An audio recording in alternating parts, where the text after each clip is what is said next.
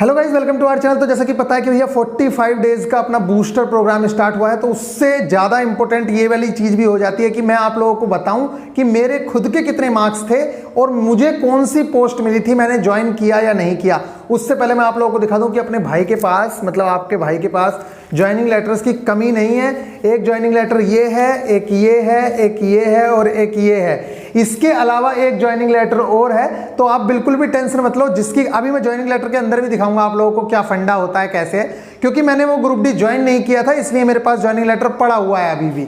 ठीक है, अदरवाइज वहां पे सबमिट हो जाता है। अब मैं बात करूंगा कि मेरे कितने मार्क्स आए थे और क्या आप इतने मार्क्स गेन कर सकते हो, और अगर कर सकते हो तो कैसे कर सकते हो। मैंने जो गलतियां की हैं उन गलतियों से आपको कैसे निपटना है और वो गलतियां नहीं करनी है। मुझे ग्रुप डी में कौन सी पोस्ट मिली थी इस पर बात करेंगे, और मैंने जो गलतियां की हैं पेपर में वो किस तरह से कम करनी है, मेरे रॉ मार्क्स कितने थे। तो सबसे पहले मैं आप लोगों से ये रिक्वेस्ट करूंगा, बहुत सारे स्टूडेंट मुझसे लगातार कहते रहते थे अपने रॉ मार्क्स दिखा, ये तो तेरे नॉर्मलाइज्ड मार्क्स हैं। तो मैं सच में आप लोगों से माफ़ी चाहूँगा कि मैंने पहले भी वीडियो बनाई थी लेकिन शायद आपने ना देखी हो, लेकिन अब फिर से मैंने वीडियो बनाई है जिससे कि आप लोग देख सकें। लेकिन पेशेंस पूरा रखिएगा, क्योंकि अगर आप इस चीज़ को नहीं समझोगे कि किस तरह से मार्क्स गेन होते हैं और किस तरह से मार्क्स रेलवे आप लोगों को देता है, तब आप लोग चीज़ों को समझ नहीं पाओगे। प्रोरेटेड का मतलब क्या है, नॉर्मलाइज्ड का मतलब क्या है, ये सारी चीज़ें आप लोगों को इसमें बहुत अच्छे से समझ आएंगी। तो सबसे पहले आप मेरी मार्कशीट देख लीजिए, जिसमें आप लोगों को अप्लाइड RRB दिख रहा होगा चंडीगढ़ से, और रजिस्ट्रेशन नंबर, रोल नंबर जो मैंने हाइड किया हुआ है उसके नीचे आप लोगों को नाम दिख रहा होगा। चलिए, ये तो सब फालतू की इन्फॉर्मेशन है, इससे आपको कोई मतलब नहीं है, बस आप नाम देख लीजिए। अब नाम में भी कंफ्यूजन होगा, गुरबचन प्रजापति और गुरबचन सिंह। तो मैं आप लोगों को बता दूं, सोशल मीडिया पे मैं गुरबचन प्रजापति यूज करता हूं, मेरे डॉक्यूमेंट्स वगैरह में गुरबचन सिंह ही मेरा नाम है। ठीक है, तो अब यहां बात करते हैं कि अप्लाइड RRB मेरा चंडीगढ़ था, जो मेरी मिस्टेक थी। मतलब ऐसा नहीं करना चाहिए कि सबसे ज्यादा जहां वैकेंसी है वहां पे फॉर्म फिल कर दिया, ये मिस्टेक होती है। आगे ALP में इस तरह की आप लोगों से मैं मिस्टेक नहीं करने दूंगा, क्योंकि इस मार्कशीट से आप लोगों को बहुत कुछ सीखने मिलने वाला है। अगर आप इस मार्कशीट को देखोगे तो आपको बहुत कुछ सीखने को मिलेगा। अब देखिए, मैंने जो टोटल अटेम्प्ट मारा वो 87 मारा, जबकि मैं घर पे जो अटेम्प्ट करके जाता था टेक्स्ट बुक वगैरह पर, जब मैं टेस्ट लगाता था तो मेरा जो उस टाइम पे अटेम्प्ट रहता था वो 90 प्लस ही रहता था मैक्सिमम टाइम। अब क्या गलती हुई जो ये 87 रहा, मैं आपको बताऊंगा। दूसरी चीज, टोटल करेक्ट जो क्वेश्चंस हुए मेरे वो 74 हुए। इस 87 में से मेरे 74 करेक्ट हुए, मतलब मेरे गलत हो गए 13 क्वेश्चंस। अच्छा जी, चलिए ठीक है। Total number of question ignore हुए 5। बस यही है सबसे बड़ी कमजोरी और सबसे बड़ी वीकनेस, जिसको मैं क्या करता हूं, मैंने इस एग्जाम में कुछ चीजें जो ALP एग्जाम में दी थी उससे मैंने सुधार ली थी, लेकिन जो इस एग्जाम की सीख है वो भी मैं आप तक पहुंचाऊंगा, जो मैंने इस एग्जाम में गलती की।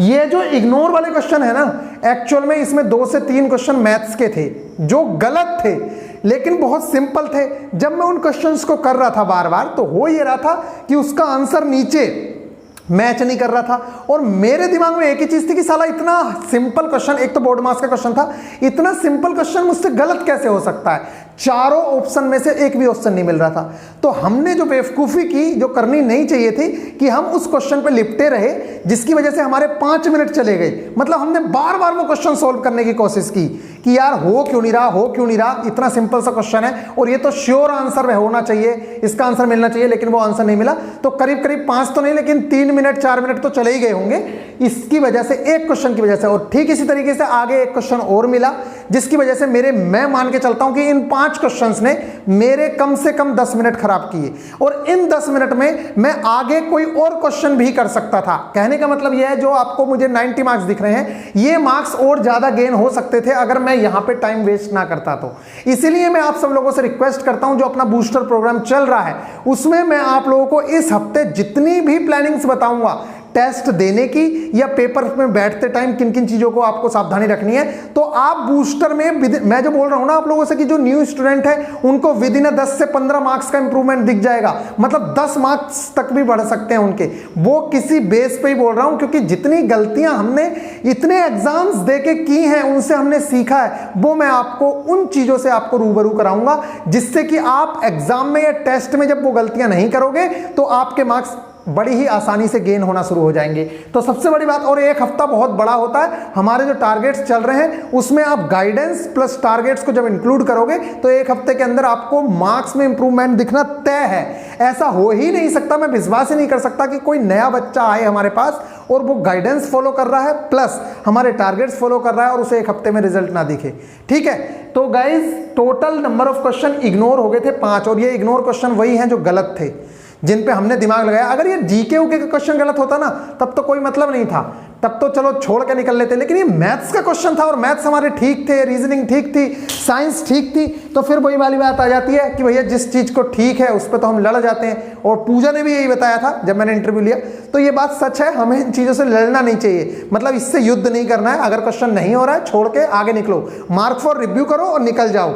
मार्क फॉर रिव्यू में भी बच्चे बोलते हैं कि मार्क फॉर रिव्यू का आंसर जुड़ेगा। अगर मार्क फॉर रिव्यू किया है आंसर देने के बाद, तब वो उसकी निगेटिव मार्किंग भी होगी और उसका मार्क्स भी जुड़ेगा अगर वो सही हुआ। अगर आपने मार्क फॉर रिव्यू किया है, सिर्फ उसका आंसर नहीं किया है, तो उसका कोई मतलब नहीं है। बस इतना फायदा हो जाता है कि बाद में आके आप उस क्वेश्चन को देख सकते हो। टोटल वैलिड क्वेश्चन कितने हो गए फिर मेरे? 95। अब मतलब मेरे मार्क्स कितने में से आएंगे? 95 में से। जब 5 क्वेश्चन गलत हो गए तो मेरे जो मार्क्स आएंगे वो कितने में से आएंगे? 95 में से। तो मेरे 95 में से मार्क्स आए 69.66, जिसे मैं 70 मान लेता हूं। तो 95 में से मेरे 70 मार्क्स आए। अब हुआ क्या? प्रोरेटेड मार्क्स आउट ऑफ 100, इसका आंसर है प्रोरेटेड मार्क्स आउट ऑफ 100, वो raw marks of total valid questions.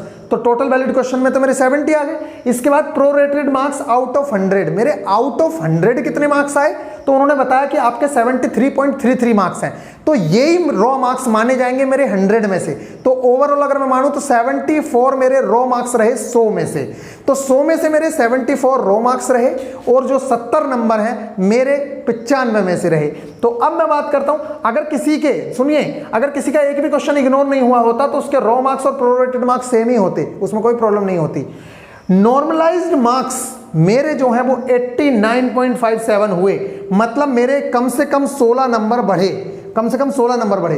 तो नॉर्मलाइज मार्क्स मेरे 16 बढ़े और इससे आप लोग अंदाजा लगा ही सकते हैं, मैं सच बोल रहा हूं, जब मैं पेपर देने गया था तो जब मैं उसके बाहर निकला तो मुझे पता था कि हाँ भाई हमारी शिफ्ट थोड़ी डिफिकल्ट आ गई है तो मार्क्स बढ़ेंगे ही, लेकिन ये निश्चित था कि सिलेक्शन होगा। मैं जब पेपर दे के आया तो मुझसे किसी ने, बच्चे ने कहा यहाँ पे भी कि कितने नंबर, कितने अटेम्प्ट किए? मैंने कहा भाई 70 तक आ जाएंगे मार्क्स लगभग, इतना मैंने बोला। तो कह रहा सिलेक्शन ना होगा। मैंने कहा भाई अगर हमारा सिलेक्शन नहीं होगा ना तो फिर मुझे लगता नहीं, क्योंकि हमारी रैंक जब हम टेस्ट देते थे तो उस टाइम पे अंडर 5000 रहती थी, कभी कभी तो 932, 700 ऐसे भी रैंक आती थी और बहुत अच्छी रैंक भी आई हैं, मतलब कई बार 300-400 तक भी रैंक आती थी। तो मुझे लगता था कि जब 1.5-2 लाख बच्चे एग्जाम दे रहे हैं, उस टाइम पे वाईफाई स्टडी भी वीकली टेस्ट कराता था, तो उस टाइम पे 4 लाख बच्चे भी टेस्ट दिए थे कई बार। तो 4 लाख बच्चों में भी हमारी 976 करके ऐसे रैंक आई थी। तब हमें अपने ऊपर ये हो गया था कि यार हमारा सिलेक्शन होगा ही होगा, अगर हमारा नहीं होगा तो किसका होगा? क्योंकि ये जो 4 लाख बच्चे हैं ये पढ़ने वाले ही हैं, और पढ़ने वाले बच्चों के बीच में आप इतने अच्छे मार्क्स गेन कर रहे हो तो फिर सीधी सी बात है आप सिलेक्शन के बहुत ज़्यादा करीब हो। तो ये रही मेरी मार्कशीट पूरी की पूरी। उसके अलावा जैसे यूपी पुलिस वगैरह की, तो मेरे पास कुछ स्क्रीनशॉट मुझे अभी मिले, मैंने देखे। तो हाँ, पोस्ट कौन सी मिली पहले इसके बारे में बात कर लेते हैं। तो मुझे जो पोस्ट मिली थी, मेरी पहली या दूसरी प्रेफरेंस थी, गलती मानो या जो भी मानो, लेकिन मैं मैकेनिकल इंजीनियरिंग से था तो मैंने सोचा मैकेनिकल डीजल भर दो। तो ऊपर जो आ रही थी पोस्ट मैकेनिकल डीजल हेल्पर करके, वो वाली पोस्ट मैंने भर दी थी, जो मुझे पोस्ट मिल गई। इस लेटर में भी आप लोग देख सकते हो, इस लेटर में भी देख सकते हो और वहाँ भी देख सकते हो। बाकी चीज़ें मैं आपसे छुपा लेता हूँ, सिर्फ आपको वही चीज़ दिखाता हूँ। इसमें एड्रेस भी है, तो एड्रेस तो आपसे छुपाएंगे ही। फिलहाल आप ये देख लीजिए मुझे कौन सी पोस्ट मिली थी, ठीक है। ये देखिए आपके सामने होगी, ये ज्वाइनिंग लेटर रहा। तो गाइज ये देख सकते हैं आप, ये कौन सी पोस्ट है पूरी की पूरी, ठीक है। ये ठीक है, ये पोस्ट दिख गई होगी आपको कौन सी पोस्ट मिली है। इसके अलावा आप लोगों को नाम भी दिखा दूं, इस पर कभी आपको लगे कि भैया का आपकी है या नहीं है, तो लो नाम भी आप लोग देख लो कि क्या नाम है इस पर लिखा हुआ, ठीक है। ये एड्रेस मैंने नीचे छुपाया है और नाम आप देख सकते हो। तो ठीक है, आई होप कि आप लोगों को ये चीज़ समझ आ गई होगी, नाम आपको पता चली गया होगा कि क्या नाम है। एक बार मैं यहाँ पे लगा दूंगा, आप लोग कटिंग देख लेना उसकी। तो ये वाली सारी चीज़ें रहीं। अब मैं बात करता हूँ कि क्या आप भी मार्क्स ला सकते हैं। तो डीजल मैकेनिक हेल्पर मतलब मेरे को पोस्ट मिली थी, जो मैंने ज्वाइन नहीं किया क्योंकि मेरे पास दूसरा ऑफर था और मेरे घर पे आने के लिए मेरे पास जो चीज़ थी वो मेरे लिए मोस्ट इंपॉर्टेंट थी, इसीलिए मैंने अपना 4600 ग्रेड पे भी छोड़ दिया है, क्योंकि मुझे घर के पास पोस्टिंग मिल रही थी। बाकी बातें करेंगे, मतलब मैं दिखाऊंगा किसी दिन, इन सारे ज्वाइनिंग लेटर्स पे चर्चा होगी, मतलब जितने भी ये ज्वाइनिंग लेटर देख रहे हो इस पे भी मैं चर्चा करूंगा, ठीक से ही करूंगा आप सब लोगों के साथ अच्छे से। किसी दिन सारे ज्वाइनिंग लेटर्स दिखाएंगे आप लोगों को, जब आपको बुलाना होगा ना, जब मैं कह रहा हूँ कि मीटिंग होगी तो उस टाइम पे तो एड्रेस देना ही पड़ेगा, तो उस टाइम पे आप लोगों के साथ ये सारी चीज़ें रिवील करेंगे। और आपको इस टाइम पे वीडियो सिर्फ इसलिए दी जा रही है कि आप लोगों को ट्रस्ट हो सके कि आप जिससे पढ़ रहे हो क्या वो सच में काबिल है, या मतलब आपको सिलेक्शन दिलवा सकता है या नहीं दिलवा सकता। देखो हम बहुत बड़ी तोहफ तो नहीं है, लेकिन जिस एग्जाम को हमने क्लियर किया है और उस एग्जाम को हम कब से फॉलो कर रहे हैं, पढ़ा रहे हैं, तो उस एग्जाम को हम आपको क्लियर करवाने में हेल्प कर सकते हैं, आपको गाइड कर सकते हैं। और ये बहुत बड़ी बात है कि आपको कोई गाइड करने के लिए खड़ा है। अदरवाइज आप अपने पड़ोसी से, किसी दोस्त से पूछोगे, वो इतने ज्यादा मतलब ऐसे होते हैं कि आपको स्ट्रेटेजी तो दूर की बात है, मतलब वो आपसे बात तक करना नहीं चाहते अगर उनकी जरा सी जॉब लग जाती है। और मुझे नहीं पता कि वो लोग कैसे हैं कि वो अपने लोगों को भूल जाते हैं। जरा सा कोई क्लर्क बन गया तो पता नहीं क्या समझ रहा है, कोई स्टेनो बन गया पता नहीं क्या समझ। अरे भाई अपने लोगों को क्यों बोल रहे हो? अगर इसे बता देगा तेरा तो सिलेक्शन हो ही गया तो क्या बिगड़ जाएगा।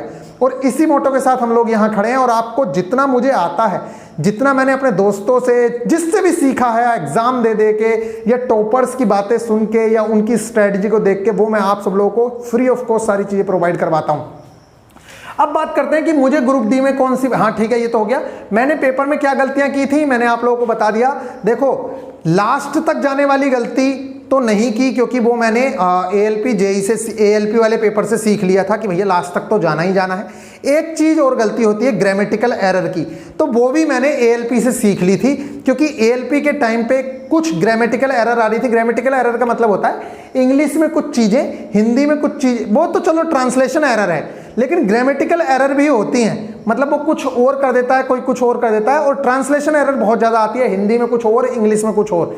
तो वो वाली चीज हम देख लेते थे। कभी भी अगर क्वेश्चन में डाउट लगे तो एक बार ऊपर नजर घुमा लो या दोबारा से, उस टाइम पे तो भाई दोनों चीजें आती थी, लेकिन आप नजर घुमा के देख लो कि इंग्लिश में क्या दे रखा है, क्योंकि इंग्लिश ही वैलिड होता है। तो इसके बाद मैंने पेपर में क्या गलती की, हो गया मेरे रॉ मार्क्स कितने थे ये भी आप लोगों को पता चल गया। तो आई होप आप लोगों को सारे के सारे आंसर्स मिल गए हैं, ज्वाइनिंग लेटर आपने देख ही लिए हैं। मतलब अब आप सोच रहे होगे कि भैया ये ऐसे क्या दिखा रहे हो, मतलब पूरा सही से दिखा दो, इसमें क्या क्या होता है क्या नहीं होता है। तो अब बताओ, इसमें दिखाऊंगा तो आप लोगों को एड्रेस वेड्रेस पता नहीं क्या क्या चीज़ें देखने को मिल जाएंगी। देखो इतने सारे डॉक्यूमेंट्स मंगाते हैं कि भैया ये चीज़ें लेके आ जाना, समझ रहे हो ना। ये मेरी दिल्ली में थी ज्वाइनिंग, इसलिए ये मैंने ज्वाइन नहीं किया, क्योंकि दिल्ली में तो आप लोगों को पता ही है, वैसे HRA बहुत मिलता है वहाँ पे, 24% HRA मिलता है अगर वहाँ पे रहते हो तो बहुत बड़ी बात होती है 24% HRA मिलना, ठीक है। लेकिन फिलहाल क्या हमें क्या मतलब है, मतलब हमें तो ज्वाइन ही नहीं करना था, तो हमारे लिए तो सब ऐसे ही था ये वाली चीज़। लेकिन मैं आप लोगों से अब रिक्वेस्ट करूँगा दिल से कि भैया प्लीज़ जितनी चीज़ें मैं आप लोगों को करवा रहा हूँ उन चीज़ों को आप सीरियसली ले लो। और अगर आपने सीरियस ले लिया तो एक हफ्ते के अंदर आपको रिजल्ट दिखने की गारंटी ले रहा हूं मैं। आप एक हफ्ते जैसे मैं पढ़ा रहा हूं उस तरीके से आप लोग फॉलो कर लीजिए और फिर मुझे बता देना कि भैया रिजल्ट में इंप्रूवमेंट दिखा या नहीं दिखा। 100% रिजल्ट में इंप्रूवमेंट दिख रहा है। अगर आप न्यू स्टूडेंट हो तब तो पक्का दिखेगा, अगर पुराने स्टूडेंट हो तब भी मतलब धीरे दिखेगा, क्योंकि वो उन स्ट्रेटजी को फॉलो कर चुका है जो हम बताते हैं। लेकिन अगर नया स्टूडेंट है तो उसके लिए सारी चीज़ें नहीं होंगी और उसको बहुत ज़्यादा फायदा होगा। तो गाइज आई होप कि आप लोगों के सारे डाउट क्लियर हैं। और ये वाली गलती कभी नहीं करनी है कि जो इसमें ज़्यादा वैकेंसीज है उसमें भर दो, बाद में घर में आने में बहुत दिक्कत होती है, ट्रांसफर नहीं मिलते हैं। तो ये जब आप ALP का फॉर्म आएगा तो प्लीज़ जल्दबाजी में फॉर्म मत भरना। हम लोग बताएंगे कि किस तरीके से आप लोगों को फॉर्म भरना है, किस चीज़ को प्रायोरिटीज़ में रखना है। पता चला साउथ में जॉब लग गई फिर बाद में पछता रहे हो, इसलिए थोड़ी सी मेहनत ज़्यादा कर लेंगे लेकिन सिलेक्शन यहीं पे लेंगे।